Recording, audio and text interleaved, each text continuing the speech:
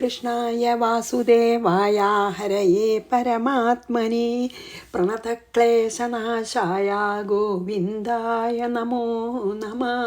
ശ്രീമദ് ഭാഗവതം ഏകാദശ സ്കന്ധം അധ്യായം 15 ശ്ലോകം 21 ചെയ്തു. അതിലെന്താ പറഞ്ഞാൽ മനസ്സിനെയും ദേഹത്തിനെയും ഈ മനസ്സിൻ്റെയും ദേഹത്തിൻ്റെയും കൂടെ എപ്പോഴുമുള്ള പ്രാണവായുവിനോട് കൂടി ചേർക്കുക, അതിനെയും ഒന്നിച്ച് ധ്യാനിക്കുക. എന്തായാലും അതിനെയൊക്കെ ഒന്നിച്ച് മനസ്സിനെയും ദേഹത്തിനെയും പ്രാണവായുവിനെയും ഒക്കെ ഒന്നിച്ചാക്കി യോജിപ്പിച്ചിട്ട് ആരാണ് ഭഗവാനെ ധ്യാനിക്കുന്നത് അല്ലെങ്കിൽ ഉപാസിക്കുന്നത്, അങ്ങനെയുള്ള ഉപാസനയുടെ ശക്തി കൊണ്ട് ഇങ്ങനെയുള്ള സാധകന് മനസ്സെത്തുന്നിടത്തൊക്കെ ശരീരത്തിനും എത്താൻ സാധിക്കും. അതാണ് പറഞ്ഞ ആ സിദ്ധി. മനസ്സ് എത്തുന്നിടത്തൊക്കെ ശരീരത്തിനും എത്താൻ സാധിക്കുക എന്നുള്ളത് വളരെ ശരിക്കും പോസിബിളായിട്ടുള്ളൊരു കാര്യമാണല്ലോ അല്ലേ. നമുക്ക് മനസ്സിന് നമുക്ക് എങ്ങോട്ട് വേണമെങ്കിൽ പോവാം എപ്പോഴും. അവിടേക്കൊക്കെ ശരീരത്തിന് എത്തുന്ന വളരെ ആലോചിച്ച് നോക്കിയാൽ വളരെ ഇമ്പോസിബിളായിട്ടുള്ളൊരു സിദ്ധിയാണ്. പക്ഷേ ഇതുപോലെ മനസ്സിനെയും ദേഹത്തിനെയും അതിൻ്റെ കൂടെ എപ്പോഴുമുള്ള പ്രാണവായുവിനോട് യോജിപ്പിച്ച് ഭഗവാനെ ഉപാസിക്കുന്ന ആൾക്ക്, അതായത് മനസ്സിനെയും ദേഹത്തിനെയും പ്രാണനെയും ഒക്കെ ഭഗവാനിലേക്ക് തിരിക്കണം. കംപ്ലീറ്റ്ലി ഭഗവാനിലേക്ക് തിരിക്കണം. മനസ്സിനെയും ദേഹത്തിനെയും പ്രാണനെയും ഭഗവാനിലേക്ക് തിരിച്ചിട്ട്, അതായത് ആ പ്രാണൻ വിടുന്നതൊക്കെ ഭഗവാനെ ചിന്തിച്ചുകൊണ്ട് തന്നെ ആവണം. അങ്ങനെ നമ്മളതിനെ മൂന്നിനെയും ഭഗവാനിലേക്ക് തിരിച്ച് വിട്ട് ഉപാസിച്ചാൽ, അങ്ങനെ ഉപാസിക്കുന്ന ഒരു സാധകന് മനസ്സെത്തുന്നിടത്ത് ശരീരം എത്താനുള്ള ആ പ്രത്യേക സിദ്ധി കൈവരുമെന്ന് പറഞ്ഞാണ് നമ്മൾ നിർത്തിയത്. ഇനി നമുക്ക് 22 വായിക്കാം. സിദ്ധികളെപ്പറ്റി പറഞ്ഞു പോവാം, അത്രയും മതി. യഥാ മന ഉപാദായ യദ്യദ്രൂപം ബുഭൂഷതി, അല്ലേ, ബുഭൂഷതി അല്ലേ, അതെ. തത്തദ് ഭവേൻ മനോരൂപം മദ്യോഗബലമാശ്രയ. മനഃ, മനസ്സിനെ, ഉപാദാന കാരണമായി വെച്ചുകൊണ്ട്, യഥാ, എപ്പോൾ, യദ് രൂപം, ഏതേത് രൂപമായി, ബുഭൂഷതി, ഏത് രൂപം എടുക്കാനേ, അതായത് ഇഷ്ടമുള്ള രൂപമായി മാറാൻ. ഇപ്പം ഈ അസുരന്മാർക്കൊക്കെ അതുണ്ടല്ലോ അല്ലേ, കാമരൂപം, അതായത് ഇഷ്ടമുള്ള രൂപം മാറാൻ പറ്റും. അപ്പോൾ അതിൽ പറയണത് എന്താ വെച്ചാൽ, മനസ്സിനെ നമ്മളൊരു ഉപാദാന കാരണമായിട്ട് വെച്ചിട്ട് എപ്പോഴാണ് ഏതേത് രൂപമായിട്ട് നമുക്ക് ആയിത്തീരണം എന്ന് ആഗ്രഹിക്കുന്നത്, തത് ആ രൂപത്തെ, മനോരൂപം, മനസ്സിൽ ആ രൂപത്തിനെ നമുക്ക് ആ രൂപം മനസ്സിൽ നമ്മൾ ധ്യാനിച്ച രൂപം നമ്മൾ ആയിത്തീരുന്നു, ഭവതി, ഉണ്ടാകുന്നു. മദ്യോഗബലം, അങ്ങനെയുള്ള നമുക്ക് ആലോചിച്ചാൽ തന്നെ നമുക്ക് അത്ഭുതമാവുന്ന ആ ശക്തിയും പലവിധമായ രൂപങ്ങളോട് കൂടിയ എന്നെ, അല്ലേ, ഭഗവാൻ പല രൂപം എടുക്കുമല്ലോ, അങ്ങനെയുള്ള ഭഗവാനെ ധ്യാനിച്ചാൽ ഈ സാധകന് ആശ്രയ, അതിന് കാരണവും അങ്ങനെ സാധിക്കുന്ന. എന്താണ് ഈ ഒരു ശ്ലോകത്തിന് എന്താ പറയുക വെച്ചാൽ, ഇഷ്ടമുള്ള രൂപം ധരിക്കാനുള്ള സിദ്ധി. നമുക്ക് ഇഷ്ടമുള്ള രൂപം ധരിക്കാം, സ്ത്രീയായിട്ട്, പുരുഷനായിട്ട്, കുട്ടിയായിട്ട്, പിന്നെ അല്ലെങ്കിൽ എന്താണ് വേറെ ഏതെങ്കിലും മാനായിട്ട്, മൃഗങ്ങളായിട്ട്, ഇഷ്ടമുള്ള രൂപം നമുക്ക് നല്ല ഭംഗിയുള്ള സ്ത്രീയായിട്ട്, അല്ലെങ്കിൽ ഭംഗിയുള്ള പുരുഷനായിട്ട്, പിന്നെ അഗ്ലിയായിട്ടുള്ള, അതായത് ഭയാനകമായിട്ടുള്ള രൂപം ഏത് വേണമെങ്കിൽ ധരിക്കാൻ പറ്റും. അങ്ങനെ അതാണ് കേട്ടോ ഇഷ്ടമുള്ള രൂപം ധരിക്കുക. അതെന്താണെന്ന് ഇതിൽ പറയണമെന്ന് വെച്ചാൽ, ഈ മനസ്സിനെ നമ്മൾ ഉപാദാനമാക്കിയിട്ട് എപ്പോഴാണ് ഒരു സാധകൻ ഓരോ ഡിഫറെൻറ്റ് രൂപം എടുക്കണമെന്ന് ആഗ്രഹിക്കണ, മനസ്സിന് ഇഷ്ടമായിട്ടുള്ള അവനവൻ വിചാരിച്ചൊരു രൂപമായിട്ട് തീരാൻ സാധിക്കും. അതിൽ അത്ഭുതമില്ല. എന്താ കാരണം വെച്ചാൽ, എന്താണ് അതിൽ അത്ഭുതമില്ല എന്ന് പറയണ വെച്ചാൽ, ശരിക്കും അത്ഭുതമാണെന്ന് വെച്ചാലും, അതായത് ഭഗവാനെ നമ്മൾ എന്താഗ്രഹിച്ചിട്ട് തീവ്രമായിട്ട് നമ്മൾ ഭഗവാനെ ധ്യാനിച്ചാലും അത് സാധിക്കും. ഭഗവാന്, അതായത് അസാധ്യമായിട്ടൊന്നുമില്ലല്ലോ, ഇമ്പോസിബിൾ, അങ്ങനെ ഭഗവാനൊന്നുമില്ല. അപ്പം അങ്ങനെയുള്ള ഭഗവാനെ നമ്മളെ തീവ്രമായിട്ട് എന്തെങ്കിലും ആഗ്രഹിച്ചിട്ട് നമ്മൾ ഭജിച്ചാൽ അല്ലെങ്കിൽ ഉപാസിച്ചാൽ അത് സാധ്യമായി തീരും. അതുകൊണ്ടിപ്പോൾ നമുക്കിഷ്ടമുള്ള രൂപം വേണം, ഇഷ്ടമുള്ള രൂപം ധരിക്കാം എന്നുള്ളത് ഒരു അസാധ്യമായിട്ടുള്ള കാര്യമെന്ന് വിചാരിക്കേണ്ടെന്ന് പറയണം ഭഗവാൻ. ഞാൻ എത്രയോ രൂപങ്ങൾ കൈക്കൊള്ളുന്ന ആളാണ്. അപ്പം അതിന് കഴിവുള്ള എന്നെ തീവ്രമായ മനസ്സോടുകൂടി ആരാണ് ഉപാസിക്കണത് അവർക്കും എന്നെപ്പോലെ ഏത് രൂപം വേണമെങ്കിൽ ആയിത്തീരാൻ സാധിക്കും. ആ സിദ്ധി ഭഗവാനെ തീവ്രമായിട്ട് ആരാധിച്ചാൽ സാധിക്കും. അതായത് ഭഗവാന് എന്ത് രൂപം വേണമെങ്കിൽ എപ്പോൾ വേണമെങ്കിൽ എടുക്കാമല്ലോ അല്ലേ ഭഗവാന്. അങ്ങനെയുള്ള കഴിവുള്ള ആളെ നമ്മൾ തീവ്രമായിട്ട് ആരാധിച്ചാൽ നമുക്കും ഭഗവാനുള്ള പോലെ തന്നെ ഇഷ്ടമുള്ള രൂപം ധരിക്കാനുള്ള കഴിവുണ്ടാവും. അതൊരു സിദ്ധിയാണ്. യഥാ മന ഉപാദായ യദ്യദ്രൂപം ബഭൂഷതി തത്തദ്ഭവൻ മനോരൂപം മദ്യോഗബലമാശ്രയഃ പരകായം. പരകായ പ്രവേശം. പരകായം വിശൻ സിദ്ധ ആത്മാനം തത്ര ഭാവയേത് പിണ്ഡം ഹിത്വാ വിഷേദ് പ്രാണോ വായുഭൂത ഷഡംഘ്രിവത്. സിദ്ധ അതായത് പ്രാണനെയും ഇന്ദ്രിയങ്ങളെയൊക്കെ അടക്കി ഇങ്ങനെ ഈ സാധകനെ, ഈ സിദ്ധൻ പരകായം വിശൻ, വേറൊരാളുടെ ശരീരത്തിൽ പ്രവേശിക്കാനുള്ള ആഗ്രഹം ഉണ്ടെങ്കിലോ, പരകായം വിശൻ പറഞ്ഞാൽ വേറൊരാളുടെ ശരീരത്തിനുള്ളിൽ പ്രവേശിക്കാൻ ആഗ്രഹമുണ്ടെങ്കിൽ തത്ര ആ ശരീരത്തിൽ ആത്മാനം മനസ്സിനെ ഭാവയേത്, ഏത് ശരീരത്തിലേക്കാണ് ആ കയറണമെന്ന് തോന്നണം വെച്ചാൽ ആ ശരീരത്തിൽ നമ്മൾ മനസ്സിൽ വിചാരിക്കണം. പ്രാണഹ, അതിനുശേഷം പ്രാണൻ പിണ്ഡം ഹിത്വ, താൻ ഇപ്പം ഇരിക്കുന്ന ശരീരം വിട്ടിട്ട് വായുഭൂത പുറത്തേക്ക് കടന്ന് ഷഡംഗ്രിവത്, വണ്ട് ഒരു പൂവിൽ നിന്ന് മറ്റൊരു പൂവിലേക്ക് പോണ പോലെ നിഷ്പ്രയാസം ഒരു ശരീരത്തിൽ നിന്ന് വേറൊരു ശരീരത്തിലേക്ക് ജീവനെ പോകാമെന്ന് വിശദ് എളുപ്പത്തിൽ പ്രവേശിക്കുന്ന. എന്താണ് ഇതിൽ പറയണ വെച്ചാൽ ഈ പരകായപ്രവേശം ആണ് ഒരു സാധകന ആഗ്രഹം എങ്കിൽ ഏത് ആളുടെ ശരീരത്തിലാണ് പ്രവേശിക്കാൻ ആഗ്രഹിക്കണത് അവിടെ തന്നെ തൻ്റെ ആത്മാവ് അതിൻ്റെ ഉള്ളിലാണ് നമ്മൾ എന്ത് ചെയ്യണം, ഭാവനയിൽ നമ്മൾ അയാളുടെ ഉള്ളിൽ നമ്മുടെ ആത്മാവ് നമ്മൾ ഏത് ശരീരത്തിലേക്കാണ് കടക്കണം എന്ന് ആഗ്രഹിക്കണം ആ ശരീരത്തിൻ്റെ ഉള്ളിൽ നമ്മുടെ ആത്മാവ് ഇരിക്കുന്നതായി വിഭാവനം ചെയ്യണം. അതായത് ഭാവനയിൽ അങ്ങനെ വിചാരിക്കണം. അപ്പോൾ ആ സാധകൻ അവനവനിരിക്കുന്ന ആ ദേഹത്തെ വിട്ട് സൂക്ഷ്മ ദേഹം മാത്രം, മറ്റേ ദേഹം അവിടെ നിൽക്കും, സൂക്ഷ്മരൂപിയായിട്ട് പുറത്തേക്ക് കിടക്കും ഈ സ്ഥൂല ശരീരത്തിൻ്റെ. എന്നിട്ട് നമ്മൾ ആരുടെ ശരീരത്തിലാണ് പ്രവേശിക്കണമെന്ന് ആഗ്രഹിക്കണേ ആ ആളുടെ ശരീരത്തിൽ വായുവിൻ്റെ കൂടെ അയാൾ ശ്വസിക്കുമല്ലോ. അപ്പം സൂക്ഷ്മരൂപിയായിട്ടുള്ള ഈ ആത്മാവ് അയാൾ ശ്വസിക്കുന്ന വായുവിൽ കൂടി അയാളുടെ അകത്ത് കിടക്കും. ഇത് ഏതുപോലെയെന്നാണ് പറഞ്ഞത്, ഒരു വണ്ട് ഒരു പുഷ്പത്തിൽ നിന്ന് എഫർട്ട്ലെസ്ലി അല്ലേ അയത്നമായിട്ട് ഒരു പൂവിൽ നിന്ന് വേറെ പൂവിലേക്ക് പോണ പോലെ അയത്നമായിട്ട് പരകായ പ്രവേശം ചെയ്യാം. എങ്ങനെ? അതൊക്കെ കുറേ അങ്ങോട്ട് എത്തിയ സാധകനെ പറ്റുള്ളൂ കേട്ടോ. എങ്ങനെയായിട്ടുള്ള സാധകന്, ഏത് ശരീരത്തിലേക്കാണ് ഈ സാധകന് പ്രവേശിക്കണം എന്ന് ആഗ്രഹമുള്ള ആ ശരീരത്തിൻ്റെ ഉള്ളിൽ തൻ്റെ ആത്മാവ് ഇരിക്കുന്നതായിട്ട് സങ്കല്പിക്കണം. അങ്ങനെ തീവ്രമായിട്ടുള്ള സങ്കല്പം ഉണ്ടാവുമ്പോൾ ഇപ്പം ഇരിക്കുന്ന ശരീരത്തിൽ നിന്ന് ആത്മാവ് സൂക്ഷ്മ രൂപത്തിൽ പുറത്തേക്ക് കിടക്കും. മറ്റേ സ്ഥൂല ശരീരം അവിടെ തന്നെ നിൽക്കുന്നുണ്ടാവും, ഏതാർക്കും കണ്ടാൽ മനസ്സിലാവില്ല.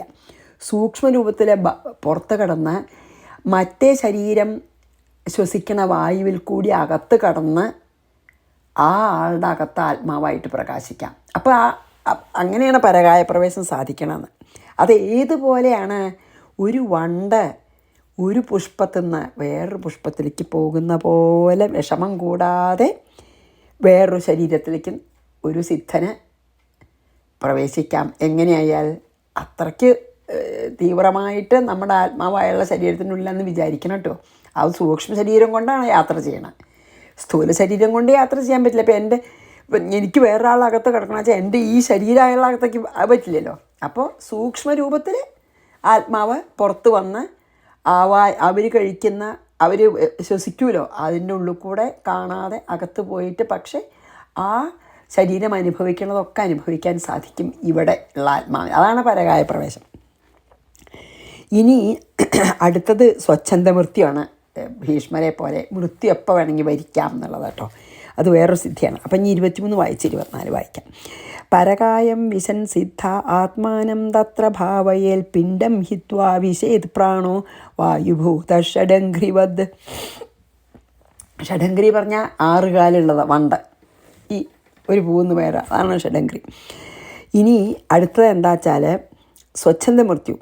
പാർഷ്ണ്യാപീഡ്യ ഗുദം പ്രാണം ഹൃദര കണ്ഠമൂർധ്വസു ആരോപ്യ ബ്രഹ്മരന്ധ്രേണ ബ്രഹ്മനീത്വസുജോത്തനും.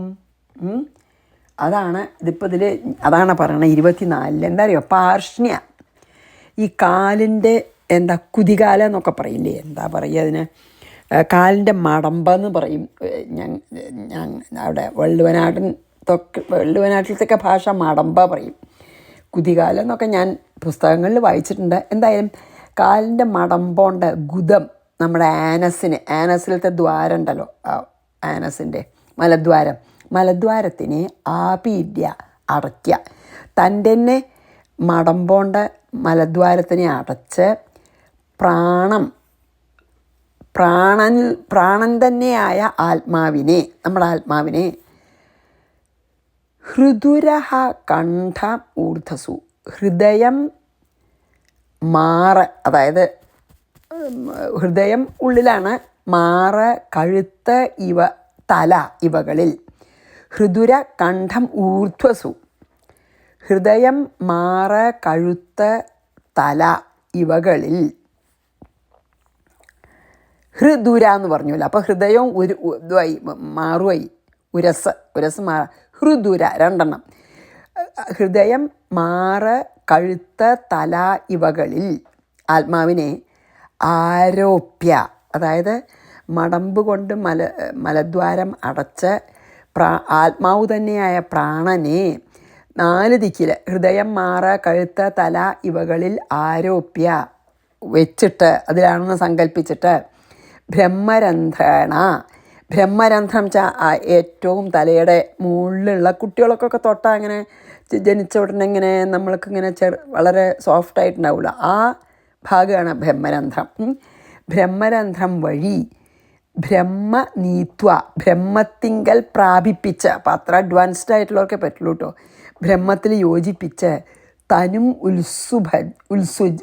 ഉത്സൃജേത്, ശരീരം വെടിയണം എന്ന്. അത് ചെയ്യണ വരെ ശരീരം നശിക്കില്ല, മൃത്യു ഉണ്ടാവില്ല. അതാണ് അപ്പോൾ ഇതിൽ പറഞ്ഞത്. എന്താ അറിയോ, ഈ കാലിൻ്റെ നമ്മുടെ മടമ്പെന്നോ കുതികാല് കൊണ്ട് ഈ മലദ്വാരം അമർത്തി, പിന്നെ അത് കൂടെ കാറ്റ് പോകാൻ വയ്യാത്തത്ര സീൽ ചെയ്യണം, ശരിക്കും സീൽ ചെയ്യണ പോലെ വേണം. എന്നിട്ട് ഈ സൂക്ഷ്മ ശരീരമായിട്ടുള്ള ആത്മാവിനെ ഹൃദയം മാറ് കഴുത്ത് തല എന്നീ സ്ഥാനങ്ങളിലാണ് ഇത് നിൽക്കണമെന്ന് അവിടെ ഉയർത്തി നിർത്തണം, അതുവരെ പോകണം. അതായത് ആദ്യം ഹൃദയത്തിൽ, പിന്നെ മാറത്ത് കുറച്ചും കൂടി മുകളിലായിട്ട്, പിന്നെ കണ്ഠത്തിൽ, എന്നിട്ട് തലയിൽ, അവിടെയാണ് ഈ സൂക്ഷ്മമായിട്ടുള്ള ആത്മാവെന്ന് സങ്കല്പിച്ച് ഉയർത്തി കൊണ്ടുപോകണം അങ്ങടെ ഈ ബ്രഹ്മരന്ധ്രം വരെ. അതായത് തലയിലത്തെ ആ ഒരു ഓട്ടല്ലേ അതുവരെ കൊണ്ടുപോവുക. എന്നിട്ട് ആ ബ്രഹ്മരന്ധ്രത്തിൽ കൂടെ ഈ നമ്മുടെ ആത്മാവിനെ ബ്രഹ്മത്തിൽ ലയിപ്പിക്കണം, പരബ്രഹ്മത്തിൽ ലയിപ്പിക്കുക. അപ്പോഴാണ് ശരീരം വീഴുക. അതായത് ആ പ്രാണൻ, ആത്മാവെന്നോ ജീവചൈതന്യം ഈ ബ്രഹ്മരന്ധ്രത്തിൽ കൂടി ശരീരത്തിൽ നിന്ന് പുറത്തങ്ങോട്ട് പോയാൽ ശരീരം നിർജീവമായി വീഴും. അപ്പോൾ എങ്ങനെയാണ് സ്വച്ഛന്ദമൃത്യു പറ്റണമെന്ന് വെച്ചാൽ, അത് നമ്മൾ ചെയ്യണ വരെ ശരീരം വീഴില്ല. അപ്പം നമുക്ക് ഇഷ്ടമുള്ളപ്പോൾ ചെയ്യാം എന്നുള്ള നിലയ്ക്കാണ് അപ്പോൾ ഇത് പറയണത്, മനസ്സിലായില്ലേ? അതാണ് ബ്രഹ്മരന്ധ്രത്തിൽ കൂടെ ഈ പിന്നെ ആത്മാവിനെ, സൂക്ഷ്മരൂപമായിട്ടുള്ള ആത്മാവിനെ ബ്രഹ്മരന്ധ്രത്തിൽ കൂടെ പുറത്തേക്ക് അങ്ങോട്ട് കൊണ്ടുവന്നിട്ട് പരമാത്മാവിൽ യോജിപ്പിച്ചാൽ ഈ ശരീരം അപ്പോൾ വീഴും, ശരീരത്തെ വിട്ടു. അപ്പോൾ അതായത് നമുക്ക് ബ്രഹ്മാണല്ലോ ലക്ഷ്യം, അതായത് നമ്മുടെ മോക്ഷമാണല്ലോ ലക്ഷ്യം.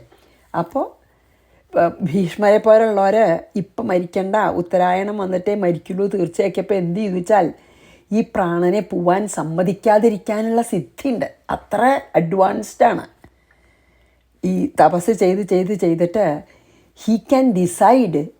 നമുക്കത് പറ്റില്ല. നമ്മളൊക്കെ സമയം വരുമ്പോൾ പ്രാണനം അങ്ങോട്ട് പോവും. അപ്പോൾ നമ്മുടെ ദേഹം വീഴും, അല്ലേ? ആ ജീവചൈതന്യം പോവും.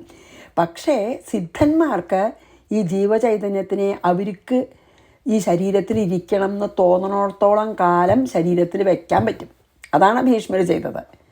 ഭഗവാനെ കണ്ടു, ഉത്തരായണായി. അപ്പോൾ ഇതുപോലെ പ്രാണവായുവിൻ്റെ രൂപത്തിലുള്ള ആത്മാവിനെ, സൂക്ഷ്മരൂപിയായിട്ടുള്ള ആത്മാവിനെ ഉയർത്തി ഈ തലയിലത്തെ രന്ധ്രത്തിൽ കൊണ്ടുവന്ന് ഭഗവാനെ കണ്ടുകൊണ്ട് ആ ശിരസിലത്തെ ആ ഓട്ടയിൽ കൂടെ, രന്ധ്രത്തിൽ കൂടെ പ്രാണനെ അങ്ങോട്ട് പുറത്തേക്ക്, അല്ലാതെ സൂക്ഷ്മരൂപിയായിട്ടുള്ള ജീവചൈതന്യത്തിനെ പുറത്തേക്കാണ് കൊണ്ടുപോയപ്പോൾ ഭീഷ്മരുടെ ശരീരം നമ്മൾ പിന്നെ മരിച്ചു എന്ന് പറയണത്. അതായത് ശരീരം വീണു, അല്ലെങ്കിൽ ചൈതന്യം നഷ്ടപ്പെട്ടു. അതാണല്ലോ മരണം. അത് ഈ സിദ്ധന്മാർക്ക് വേണമെന്ന് വിചാരിച്ച സമയത്ത് പറ്റും. അതാണ് സ്വച്ഛന്ത മൃത്യു. പാർഷ്ണ്യോപീഡ്യ ഗുദം പ്രാണം ഹൃദുരകണ്ഠമൂർധസു ആരോപ്യ ബ്രഹ്മരന്ധ്രേണ ബ്രഹ്മ നീത്തോത്സുചേത്തനും. ഇനി ഇതൊക്കെ വളരെ അഡ്വാൻസ്ഡ് ആയിട്ടുള്ള സാധകന്മാർക്കുള്ളതാണ് കേട്ടോ. വിഹരിഷ്യൻ സുരാക്രീഡേ മത്സ്തം സത്വം വിഭാവയേൽ വിമാനേനോപതിഷ്ഠന്തി സത്വവൃത്തിസുരസ്ത്രിയ. ഇനി ദേവന്മാരൊക്കെ കളിക്കുന്നത് കാണാം. അങ്ങനെയൊക്കെ ഒരു സിദ്ധി ഉണ്ടല്ലോ. സുരാക്രീഡെ, ദേവന്മാരുടെ ഉദ്യാനത്തിൽ, അവരുടെ പൂന്തോട്ടത്തിൽ വിഹരിഷൻ, കളിക്കുവാൻ ആഗ്രഹിക്കുന്ന മത്സ്തം, അതെപ്പോഴാണ്? സത്വഗുണത്തിനെ, അതായത് എൻ്റെ തന്നെ ഭഗവാൻ സത്വഗുണ സ്വരൂപിയാണല്ലോ. അപ്പോൾ സത്വഗുണ സ്വരൂപിയുടെ ഗുണമാണല്ലോ സത്വം. അപ്പോൾ എൻ്റെ ഗുണത്തിനെ വിഭാവയേത്, ധ്യാനിക്കണം. സത്വവൃത്തിം, സത്വാംശം ഉള്ളവരായ സുരസ്ത്രീയ, അപ്സര സ്ത്രീകൾ വിമാനത്തിൽ കയറി ഉപതിഷ്ഠന്തി, അവർക്ക് സമീപം വരുന്നു എന്ന്. അപ്പോൾ ചില ആൾക്കാർക്ക്, സാധകന്മാർക്ക് അങ്ങനെ മോഹം ഉണ്ടെങ്കിൽ എന്താ അറിയോ, ഇതിൽ പറയണെന്താ വെച്ചാൽ, ഈ ദേവന്മാരുടെ ഉദ്യാനങ്ങളിൽ അപ്സര സ്ത്രീകളുടെ കൂടെ കളിക്കണം, അല്ലെങ്കിൽ സമയം സ്പെൻഡ് ചെയ്യണമെന്ന് ആഗ്രഹമുള്ള ഒരു സാധകൻ, ഭഗവാൻ പറയാണ്, എൻ്റെ രൂപമായ സത്വഗുണത്തെ, ശുദ്ധ സത്വസ്വരൂപമായിട്ടുള്ള എൻ്റെ രൂപത്തിനെ ധ്യാനിക്കണം എന്ന്. അതായത് ഭഗവാൻ ശുദ്ധ സത്യസ്വരൂപമാണല്ലോ. കൃഷ്ണൻ്റെ രൂപം മതി, അതേ വേണ്ടു. ഇപ്പം ഇതിലെന്താ പറയുക വെച്ചാൽ, ഈ ദേവന്മാരുടെ ഉദ്യാനത്തിൽ അപ്സര സ്ത്രീകളുമായിട്ട് വിഹരിക്കാൻ ആഗ്രഹിക്കുന്ന ഒരു സാധകൻ എൻ്റെ സത്യശുദ്ധമായിട്ടുള്ള രൂപത്തെ ധ്യാനിക്കണം. അപ്പോൾ അങ്ങനെ ധ്യാനിച്ച് ആ ധ്യാനം തീവ്രമായിട്ട് ധ്യാനം ചെയ്യണ സമയത്ത്, അല്ലെങ്കിൽ ആ തപസ് പരിപൂർണതയിൽ എത്തുമ്പോൾ എന്താ ഉണ്ടാവുക വെച്ചാൽ, ഈ സത്വഗുണാംശങ്ങളായ അപ്സര സ്ത്രീകൾ വിമാനവുമായി വന്ന് ഈ സാധകനെ കൊണ്ടുപോകും. അപ്പോൾ അവരുടെ കൂടെ വിഹരിക്കാം. അങ്ങനത്തെ ആഗ്രഹങ്ങളൊക്കെ ഉള്ള സാധകന്മാരുണ്ടോ നിശ്ചയില്ല. എന്തായാലും ഇപ്പോൾ അത് പറയുന്നുണ്ട്, അല്ലേ? അപ്പോൾ അപ്സര സ്ത്രീകളുടെ കൂടെ വിഹരിക്കാൻ ആഗ്രഹം തോന്നുന്ന സാധകന്മാരെ ശുദ്ധ സത്വഗുണസ്വരൂപിയായിട്ടുള്ള ഭഗവാനെ തീവ്രമായി ഉപാസിക്കണം. ആ ഉപാസന വേണ്ടത്ര ഫലപ്രാപ്തിക്ക് വേണ്ടത്ര പുരോഗമിക്കുമ്പോൾ ഈ സത്വഗുണാംശം തന്നെ, സത്വഗുണങ്ങൾ മാത്രം തികഞ്ഞവരാണ് അത്ര അപ്സര സ്ത്രീകൾ. സത്വഗുണാംശം ഉള്ള അപ്സര സ്ത്രീകൾ അങ്ങനെ ഈ തപസ്സിൻ്റെ തീവ്രത പൂർണ്ണമാവുമ്പോൾ അപ്സര സ്ത്രീകൾ വിമാനവുമായി വന്ന് ഈ സാധകനെ കൊണ്ടുപോകും. ആ സാധകന് അപ്സര സ്ത്രീകളുടെ കൂടെ വിഹരിക്കാം. ഒക്കെ മനസ്സുകൊണ്ടാവും പറയണത് കേട്ടോ. മനസ്സുകൊണ്ട് അനുഭവിക്കേണ്ടതെന്ന് തോന്നിയാൽ മതിയല്ലോ. അല്ലെങ്കിൽ സൂക്ഷ്മ ശരീരം കൊണ്ടാവും ഇതൊക്കെ പറയണതേ. ഇതൊന്നും ഈ നമ്മൾ കാണുന്ന ഈ സ്ഥൂല ശരീരം കൊണ്ട് അനുഭവിക്കുന്ന അനുഭവങ്ങളാവില്ല. സൂക്ഷ്മ ശരീരമായിട്ടുള്ള ജീവചൈതന്യം അങ്ങനെ ഒരു മോഹം ഉണ്ടെങ്കിൽ ആ മോഹത്തോടു കൂടി ഭഗവാനെ പ്രാർത്ഥിച്ചാൽ ആ മോഹം ഭഗവാൻ സാധിക്കും. അപ്പോൾ സൂക്ഷ്മരൂപിയായിട്ട് ദേവന്മാരൊക്കെ സൂക്ഷ്മരൂപികളാണേനും അവരൊക്കെ സൂക്ഷ്മ ശരീരമുള്ളവരാണ് ദേവന്മാർ, അതുകൊണ്ടല്ലേ നമുക്കൊന്നും കാണാൻ പറ്റാത്തത്. അപ്പോൾ സൂക്ഷ്മ ശരീരം, ഈ സാധകനും സൂക്ഷ്മ ശരീരിയായിട്ട് പിന്നെ ദേവന്മാരുടെ ലോകത്ത് പോയി അവിടുത്തെ സൂക്ഷ്മ ശരീരികളായിട്ടുള്ള അപ്സര സ്ത്രീകളുടെ കൂടെ വിഹരിക്കും. അതൊക്കെ അപ്പോൾ നമ്മൾ മനസ്സുകൊണ്ടൊക്കെയാണ്, സൂക്ഷ്മ ശരീരം കൊണ്ട് അനുഭവിക്കുന്നതാണ്, ഈ സ്ഥൂല ശരീരം കൊണ്ടല്ല കേട്ടോ. അത് നമ്മൾ മനസ്സിലാക്കിയില്ലെങ്കിൽ ഇതിനൊന്നും അർത്ഥമില്ല എന്നൊക്കെ നമുക്ക് തോന്നി. അർത്ഥമൊക്കെ ഉണ്ട്. എന്താ കാരണം വെച്ചാൽ സൂക്ഷ്മ ശരീരികളായിട്ട് നമുക്ക് എവിടെ വേണമെങ്കിൽ പോകാമല്ലോ. അപ്പം മരിച്ചാൽ നമ്മൾ അങ്ങനെയല്ലേ, സ്ഥൂല ശരീരം ഇവിടെ ഇടൂലോ. എന്നിട്ട് നമ്മുടെ സൂക്ഷ്മ ശരീരമാണ് പോണതേ അടുത്ത ജന്മത്തിലേക്ക്, അല്ലെങ്കിൽ ജന്മമില്ലെങ്കിൽ മോക്ഷത്തിലേക്കൊക്കെ പോണത് സൂക്ഷ്മ ശരീരമാണല്ലോ. അപ്പോൾ അതാണ് ഇതിൽ നമ്മൾ മനസ്സിലാക്കിയാൽ നമുക്ക് കുറച്ചുകൂടി അത് ആക്സെപ്റ്റബിൾ ആവും. വിഹരിഷ്യൻ സുരാക്രീഡേ മത്സം സത്വം വിഭാവയേൽ വിമാനേനോപതിഷ്ഠന്തി സത്വവൃത്തിസുരസ്ത്രിയഃ. ഇനി 26. യഥാസങ്കൽപ്പയേദ്ബുദ്ധ്യാ യഥാ വാ മത്പരപുമാൻ മയി സത്യേ മനോയുഞ്ജം തഥാ തത് സമുപാശ്നുതേ. അപ്പോൾ 26ൻ്റെ അർത്ഥം എന്താ? മത്പരഹ, എന്നിൽ ഭക്തിയുള്ള പുമാൻ മീൻസ് മനുഷ്യൻ, സത്യസങ്കല്പനായ എന്നിൽ, മയി എന്നിൽ, മനഃ യുഞ്ജൻ മനസ്സിനെ യോജിപ്പിച്ച്, യഥാവ എപ്പോൾ വേണമെങ്കിലും, യഥ ഏതുവിധം, ബുദ്ധി കൊണ്ട്, സങ്കല്പയെ സങ്കല്പിക്കുന്നുവോ, തഥാ ആ വിധം, തത് അതിനെ, സമുപാശ്നു പ്രാപിക്കുന്നു. അവസാനം ഭഗവാൻ ഇപ്പം ഇതിലെന്താ പറഞ്ഞ വെച്ചാൽ, എന്നെ എപ്പോഴും സ്മരിക്കുന്ന ഒരു സാധകൻ ഈ നിത്യ സത്യശുദ്ധ സ്വരൂപനായ എന്നിൽ മനസ്സിനെ എപ്പോഴും ധ്യാനിക്കുന്നവനായി ഏത് വിധം ആ സാധകൻ സങ്കല്പിക്കുന്നുവോ ആ സങ്കല്പം പോലെ എല്ലാം അയാൾക്ക് അനുഭവമാവും. അതായത് അയാളുടെ സങ്കല്പം മുഴുവൻ സത്യമായിത്തീരും. അപ്പം നമ്മളൊക്കെ എന്തെങ്കിലും സങ്കല്പിച്ചാൽ അതൊന്നും സത്യമായിക്കൊള്ളണമെന്നില്ല. നമ്മൾ ഓരോ മോഹങ്ങൾ മോഹിക്കും. അതെന്താ കാരണം സത്യമാവാത്ത വെച്ചാൽ നമ്മൾ വേണ്ടത്ര ഭഗവാനിൽ നമ്മുടെ ആത്മാവിനെ യോജിപ്പിക്കുന്നില്ല. അതായത് വേണ്ടത്ര തീവ്രമായിട്ട് നമ്മൾ ആത്മാവിനെ ഭഗവാനിൽ നിർത്തിയാൽ ആ ഭഗവാനിൽ നിത്യ സത്യശുദ്ധ സ്വരൂപനായിട്ടുള്ള ഭഗവാനിൽ നമ്മുടെ ആത്മാവിനെ അല്ലെങ്കിൽ നമ്മുടെ മനസ്സിനെ കളഞ്ഞ് തന്നെ പറയണം, മുഴുവൻ ഭഗവാനിൽ അങ്ങോട്ട് അർപ്പിച്ചാൽ നമ്മളുടെ ഏത് സങ്കല്പവും അമോഘ സങ്കല്പമായി തീരുന്നു. അതായത് നമ്മൾ എന്ത് സങ്കല്പിച്ചാൽ എന്തായി തീരണമെന്ന് ആഗ്രഹിച്ചാലും നമ്മളതായി തീരും. അത്ര ശക്തിയുണ്ട് ആ തീവ്രമായിട്ടുള്ള തപസ്സിന്. അതായത് ഭഗവാനിൽ നമ്മളങ്ങോട്ട് അലിഞ്ഞിട്ട് എന്ത് സങ്കല്പിച്ചാലും ആ സങ്കല്പം അപ്പോൾ സത്യമായി തീരും. എപ്പോൾ ഏത് വിധം നമ്മൾ സങ്കല്പിക്കണോ അപ്പം തന്നെ അതുപോലെ ആയിത്തീരും എന്നാണ് പറയണത്. എങ്ങനെയായാൽ എന്നെ തന്നെ ആശ്രയിച്ച് എന്നെ തന്നെ സ്മരിച്ച് ഏതൊരു സാധനാകനാണ് സത്യസങ്കല്പനായ എന്നിൽ എപ്പോഴും ബുദ്ധി കൊണ്ട് എന്നെ സങ്കല്പിക്കുന്നുവോ അങ്ങനെയായാൽ ആ ആൾക്ക് എന്ത് സങ്കല്പിക്കുന്നുവോ അതിനെ അയാൾ പ്രാപിക്കുന്നു എന്ന് ഭഗവാൻ തന്നെയാണ് കേട്ടോ പറയണത്. പക്ഷെ അപ്പം അത്രയും നമുക്ക് നമ്മുടെ ആ ആത്മാവിനെ തന്നെ ഭഗവാനിൽ, അതുകൊണ്ടാണ് സർവാത്മന നമ്മൾ ഭഗവാനെ വിചാരിക്കണം. അതിലൊരു ഡീവിയേഷനും പാടില്ല. അതാണ് പറഞ്ഞത്. ഇനി 26 വായിക്കാം. യഥാസങ്കൽപ്പയേത് ബുദ്ധ്യാ യഥാ വാ മത്പരപുമാൻ മയി സത്യേ മനോയുഞ്ജം തഥാ തത് സമുപാശ്നുതേ അതായി പ്രാപിക്കുന്നു. 27 കൂടി ചെയ്യാം. യോ വൈ മദ്ഭാവ മാപന്ന ഈശിതുർവശിതു പുമാൻ കുതശ്ചിന്ന വിഹന്യേതാ തസ്യ ചാജ്ഞാ യഥാ മമ. ഇത് ഈജിത്വം വശിത്വം പിന്നത്തെ 27. യഹ പുമാൻ ഏത് മനുഷ്യൻ, വൈ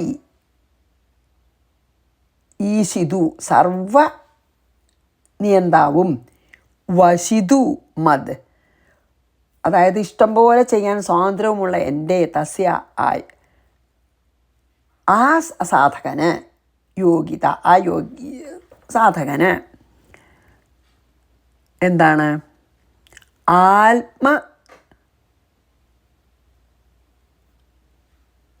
അതെ 27 മാത്രം. അതാ യപ്പുമാൻ ഈശിതു വശിതു മദ്ഭാവമാപന്ന സ കുതശ്ചിത് ന വിഹന്യേത. അതായത് ഏതൊരു മനുഷ്യൻ സർവനിയന്താവും എപ്പോഴും പൂർണ്ണ സ്വതന്ത്രനുമായ എൻ്റെ ഭാവം ആരാണ് പ്രാപിച്ചുവോ ആ പുണ്യാത്മാവിന് പിന്നെ ഒന്നിൽ നിന്നും അയാൾക്ക് പേടിക്കേണ്ട ആവശ്യമില്ല, ഒന്നിനാലും ഹനിക്കപ്പെടുന്നില്ല, നഷ്ടപ്പെടുന്നില്ല. തസ്യ ആജ്ഞ യഥാ മമ തഥ. ആ സാധകൻ്റെ ആജ്ഞ എൻ്റെ ആജ്ഞ പോലെ തന്നെ എല്ലാവരും അനുസരിക്കും. അതാണ് ഈശിത്വം. ഇവിടെ അതായത് ഈശിത്വം വശിത്വം എന്നുള്ള 2 സിദ്ധികളെയാണ് ഇതിൽ പറയണത്. അപ്പോൾ എന്താ ഇതിൽ ഈ ഭഗവാൻ ഉറപ്പ് പറയണം നമ്മളോട്? എന്താ അറിയോ?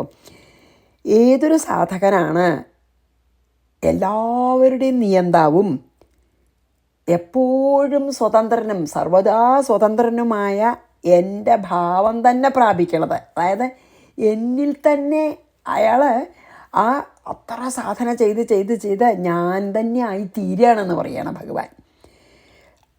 നിത്യസ്വതന്ത്രനായിട്ടുള്ള എൻ്റെ ഭാവം പ്രാപിക്കുക എന്ന് പറഞ്ഞാൽ എന്താ? ഞാൻ തന്നെ ആയിത്തീരും അവർ. അത്ര എന്നിൽ ലയിക്കുകയാണ്. അപ്പോൾ ഏത് സാധകനാണ് സർവേശ്വരനും എപ്പോഴും സർവസ്വതന്ത്രനുമായ എന്നെ തന്നെ ധ്യാനിച്ച് എന്നിൽ പരിപൂർണമായി ഏതൊരു സാധകനാണ് ലയിക്കുന്നത്, ആ സാധകന് പിന്നെ ആരാലും ആ സാധകൻ നശിക്കുന്നില്ല. ആർക്കും ആ സാധകനെ നശിപ്പിക്കാനോ പിന്നെ വധിക്കാനോ കൊല്ലാനോ ഒന്നും സാധിക്കില്ല എന്ന് പറയാണ്. അത് മാത്രമല്ല, ഞാൻ എൻ്റെ ആജ്ഞ ആൾക്കാരനുസരിക്കണ പോലെ തന്നെ ആ സാധകൻ്റെ ആജ്ഞയും ഈശ്വരകൽപ്പിതമാണ് എന്ന പോലെ എല്ലാവരും അനുസരിക്കുന്നു. അപ്പം ഈശിത്വം വശിത്വം കഴിഞ്ഞു. ഭഗവാനിൽ ഇങ്ങനെ സാധന ചെയ്ത് ഭഗവാനിൽ ആരാണ് പൂർണ്ണമായിട്ട് ലയിക്കണമെന്ന് വെച്ചാൽ ആ ആൾ ശരിക്കൊരു ഈശ്വരനെ പോലെയാണ്, എല്ലാവരാലും ആകർഷിക്കപ്പെടും. ഈശ്വരനെ പോലെ സർവസ്വതന്ത്രനാണ് അയാളും ആവും. പിന്നെ എല്ലാവരുടെയും ഈശ്വരനാണ്, സർവസ്വതന്ത്രനാണ്, എല്ലാവരെയും ആകർഷിക്കും. അതായത് കംപ്ലീറ്റ്ലി നമ്മൾ ഭഗവാനിൽ ലയിപ്പിച്ചാൽ നമ്മൾ ഈശ്വരൻ തന്നെ ആയിത്തീരും. അപ്പോഴാണ് ഈശിത്വം വശിത്വം ഉണ്ടാവണേ. അപ്പോൾ 27 കഴിഞ്ഞ് നമുക്കിവിടെ നിർത്താം. യോ വൈ മദ്ഭാവമാപന്ന ഈശിതുർവശിതു പുമാൻ കുതശ്ചിന്ന വിഹന്യേത തസ്യ ചാജ്ഞാ യഥാ മമ. ഇതൊക്കെ സാധാരണക്കാർക്ക് പറ്റുന്നതല്ല, പക്ഷേ പറ്റും എന്ന് നമുക്ക് കാണിക്കുകയാണ് ഭഗവാന്റെ ആ ശക്തി. അപ്പോൾ നമുക്കൊന്ന് നിർത്താൻ ഇവിടെ. ശ്രീകൃഷ്ണാർപ്പണമസ്തു. സർവത്ര ഗോവിന്ദ നാമ സങ്കീർത്തനം. ഗോവിന്ദ ഗോവിന്ദ. ഗുരുവായൂരപ്പാ ശരണം. സമസ്താപരാധം ക്ഷമസ്വ.